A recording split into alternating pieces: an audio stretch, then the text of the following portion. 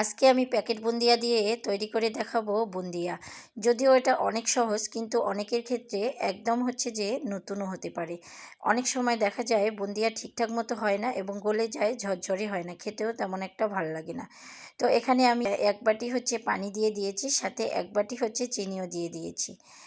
তো এরপর এখানে হচ্ছে ফ্লেভারের জন্য একটু এলাচ, তেজপাতা দিয়ে দিয়েছি। দিয়ে এখন হচ্ছে যে বলক চলে আসলে এভাবে আমি যে বাটি দিয়ে হচ্ছে চিনি এবং পানি দিয়েছি, সেই বাটিরই হচ্ছে এখানে আমি ১.৫ বাটি পরিমাণ হচ্ছে যে বুন্দিয়া দিয়ে দিলাম।